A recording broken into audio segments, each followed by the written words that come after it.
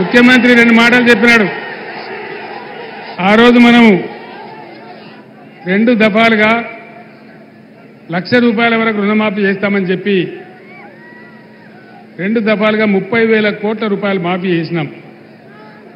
ముఖ్యమంత్రి మాట్లాడిండు. ముఖ్యమంత్రి ఏమన్నాడు? కేసీఆర్ ₹1,00,000 రుణమాఫీ చేసిండు కదా, ఇక మీరు ఉరుకుని బ్యాంకులకు ఉరుకుని 2 లక్షలు తెచ్చుకోండి, డిసెంబర్ 9 నాడు 10:30 గంటలకే మాఫీ అన్నాడు. 2 లక్షల రుణమాఫీ అయ్యిందా అన్న? అయ్యిందా? ఎక్కడ కూడా కాలే. అంటే ఈరోజు ఏం జరుగుతూ ఉంది ఈ రాష్ట్రంలో? దయచేసి ఆలోచన చేయాలి. ఇంతకు ముందు తెలంగాణ వచ్చిన తర్వాత తెలంగాణ మొత్తంలో కూడా బ్రహ్మాండంగా భూముల ధరలు పెరిగినాయి. రియల్ ఎస్టేట్ వ్యాపారం బాగా జరుగుతూ ఉండే. ఇప్పుడు డౌన్ అయిందా? పెరిగిందా? ఏమైంది? బంద్ అయింది. అందులో బతికేటోళ్ళు వేల మంది అలా రోడ్ల మీద పడ్డారు. హైదరాబాదులో పెద్ద పెద్ద నగరాలలో గత 5 నెలలుగా పర్మిషన్లు ఇస్తలేరు. ఏం కారణం పర్మిషన్లు ఇవ్వకపోవడానికి? తెలంగాణ రాష్ట్రంలో మనం టీఎస్ బి పాస్ తెచ్చినాం. 21 రోజులలో ఆటోమేటిక్ అప్లికేషన్ పెడితే పర్మిషన్ ఇచ్చేయాలి. అది చట్టం. ఇలా ఉన్న ఈ ముఖ్యమంత్రి ఈ మంత్రివర్గం ఆ చట్టాన్ని ఉల్లంఘించి పర్మిషన్లు ఇవ్వడం లేదు. ఎందుకో తెలుసా? వేరే రాష్ట్రాలలో ఉన్నట్టుగా ఎవడన్నా బిల్డింగులు కడితే స్క్వేర్ ఫీట్ కింద అని కాంగ్రెస్ పార్టీకి లంచబియ్య అన్నట. దానికోసం మొత్తం ప్రగతిని ఆపేసి అభివృద్ధిని ఆపేసి ఇలా పర్మిషన్లు కూడా ఇవ్వడం లేదు. కంప్లీట్ అయిన బిల్డింగ్లకు కూడా ఆక్యుపెన్సీ సర్టిఫికెట్ ఇవ్వాలంటే ఇవ్వడం లేదు. ఇవన్నీ కూడా బండారం బయట పెడతాం. రేపు ఎల్లుండో డెఫినెట్గా మనం ముందుకు పోతాం. ఇక ఇంకొక పార్టీ ఈ ఎన్నికల్లో పోటీ చేసే మరొక పార్టీ బీజేపీ పార్టీ. అది చాలా ప్రమాదకరమైన పార్టీ. దానికి ఎంతసేపు పంచాయతీలు పెట్టించడు, విద్వేషం తప్ప బీజేపీ ఎజెండాలో ఎక్కడ కూడా ప్రజల కష్టసుఖాలు ఉండవు. అందుకోసం దయచేసి యువకులతో నేను కోరుతా ఉన్నా, వెర్రి ఆవేశం కాదు, పిచ్చే ఆవేశం కాదు.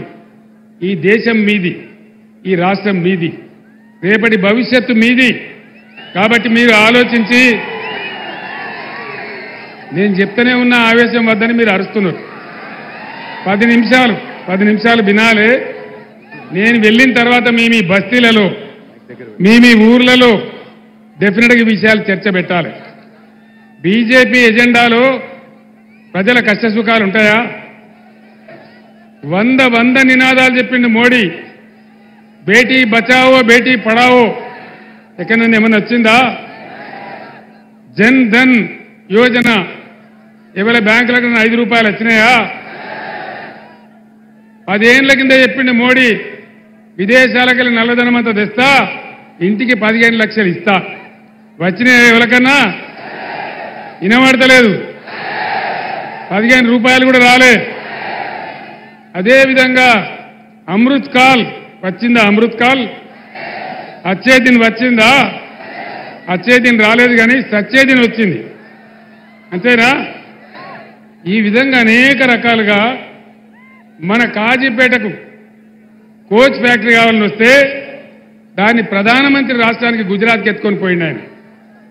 కాజీపేటకు వచ్చేదాన్ని ఇక్కడ బంద్ పెట్టి గుజరాత్ తీసుకొని పోయినాడు ఆయన.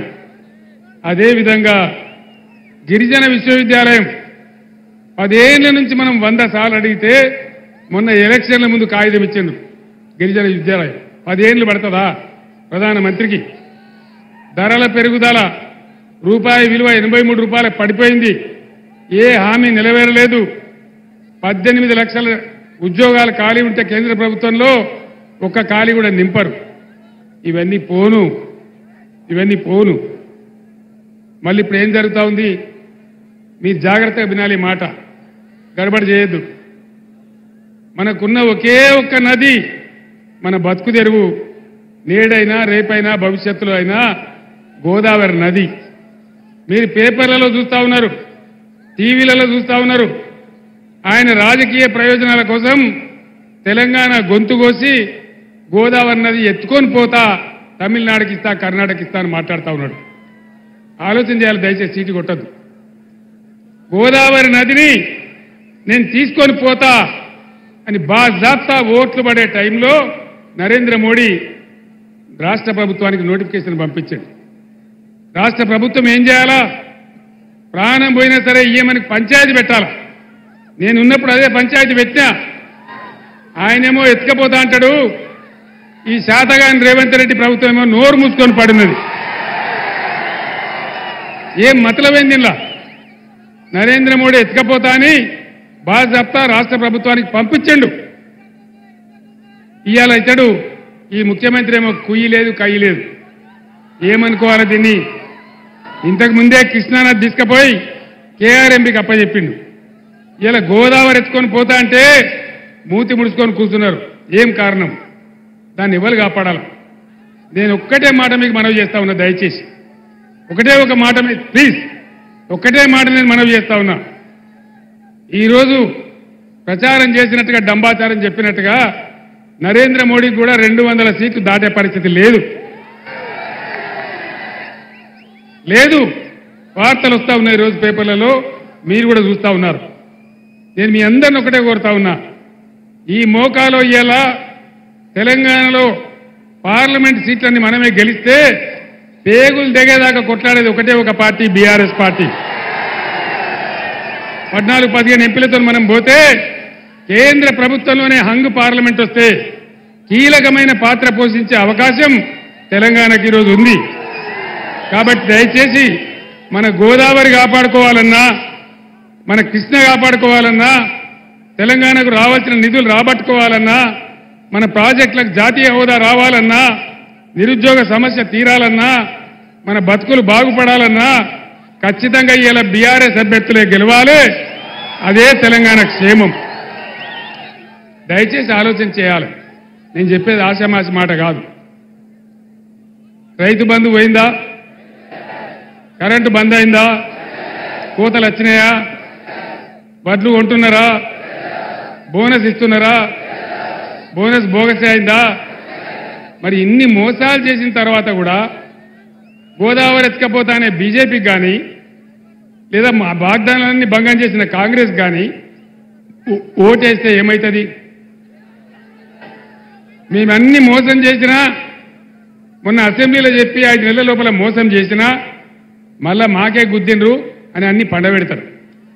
కానీ ఈ కాంగ్రెస్ ప్రభుత్వం మెడలు వంచి, నేను ఒక్కటే మాట చెప్తా, మీరు వినాలి. ఒక ఊళ్ళో 2 పాలెంలకు పంచాయతీ పడుతుంది. ఏం చేస్తారు? వాదించడానికి ఆయన ఒక పంచును, ఈయన ఒక పంచును పెట్టుకుంటారు. ఇలా తెలంగాణ ప్రజలకు కాంగ్రెస్ పార్టీకి పంచాయతీ పడ్డది. మరి తెలంగాణ ప్రజల తరఫున కొట్లాడే పంచి ఎవరు? నేనా? మొన్న పోయిన ఎలక్షన్ల మీరు నన్ను కింద పడగొట్టి మళ్ళీ ఇప్పుడు నన్ను పంచిగా అమ్మంటారు. నేనేనా? బీఆర్ఎస్ ఏనా? కొట్లాడదామా? యుద్ధం చేద్దామా? గోదావరిని కాపాడుకుందామా? కృష్ణా కాపాడుకుందామా? మళ్ళీ బీఆర్ఎస్ గవర్నమెంట్ లాగా బ్రహ్మాండంగా రైతు బంధు తెచ్చుకుందామా? కంటి నిండా కరెంటు తెచ్చుకుందామా? ఇవి జరగాలంటే సుధీర్ కుమార్ గెలవాలి. మీరు నాకు ఇచ్చే బలంతోనే కదా నేను కొట్లాడేది, నాకు ఇచ్చే శక్తితోనే కదా. కాబట్టి మీ అందరు నేను ఒకటే కోరుతా ఉన్నా,